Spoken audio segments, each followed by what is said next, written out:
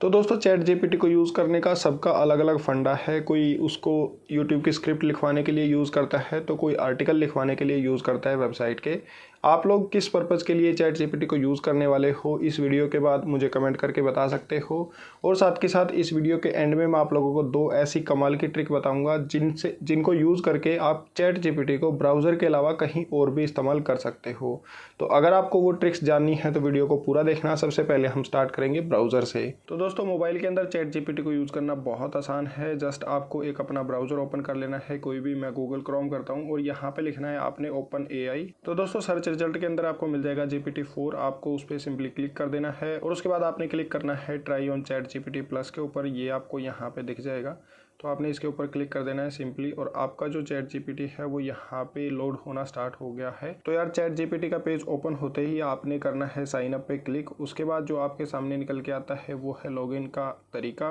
कैसे आपको लॉगिन करना है, मैं यहाँ पे सिलेक्ट करता हूँ गूगल को, कंटिन्यू विद गूगल। और उसके बाद आपको अपनी ईमेल आईडी को सिलेक्ट कर लेना है जिसके साथ भी आपको लॉगिन करना है। तो यहाँ पे मैंने एक अपनी ईमेल आईडी को सिलेक्ट किया और उसके बाद नॉर्मली उस पर क्लिक कर देना है। आपका चैट जीपीटी स्टार्ट हो जाएगा। तो दोस्तों जैसे ही साइन अप करके आप आगे बढ़ते हो, यहाँ पे आपको अपना एज वेरिफिकेशन करवाना पड़ेगा। तो अपना जो भी आपका एज है उसको आप सेलेक्ट करके यहाँ पे डाल सकते हो। नेक्स्ट आपको करना है अपना मोबाइल नंबर वेरीफाई यहाँ पे, और उसके बाद कर देना है सिंपली आप किस तरीके से वेरिफिकेशन करना चाहते हो व्हाट्सएप के थ्रू। यस पे क्लिक करके सेंड कोड बाय व्हाट्सएप कर देना।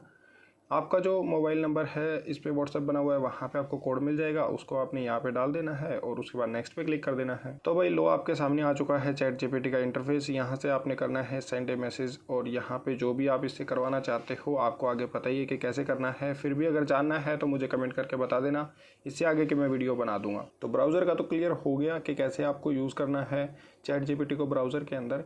अभी बारी आती है उस ट्रिक की जिसको यूज़ करके आप चैट जीपीटी को ब्राउज़र के बाहर भी कहीं यूज़ कर सकते हो। तो आपको टेलीग्राम ओपन कर लेना है यहाँ पे, और आपको सर्च करना है चैट जीपीटी। तो सबसे पहला जो आपको बोट मिलेगा ना, आपने उस पर क्लिक कर देना है और सिंपली स्टार्ट पे क्लिक कर देना है। तो ये मैंने ऑलरेडी स्टार्ट किया हुआ है। उसके बाद ये कुछ डिस्क्रिप्शन यहाँ पे लिखा हुआ है कि आप इससे क्या क्या चीज़ें करवा सकते हो, टेक्स्ट का रिस्पॉन्स ले सकते हो, और अगर आपको इमेज जनरेट करवानी है तो स्लैश इमेज डाल के आपको अपना जो प्रॉम्प्ट है वो डालना है, और आपके सामने उसी प्रॉम्प्ट से रिलेवेंट एक इमेज जनरेट होके मिल जाएगी। तो भाई यहाँ पे मैंने लिखा 500 वर्ड्स का एक चैट जीपीटी के ऊपर आर्टिकल मुझे लिख के दो। तो ये देख सकते हो आप, इस बोट ने मुझे एक 500 वर्ड्स का आर्टिकल लिख के दे दिया है चैट जीपीटी के ऊपर।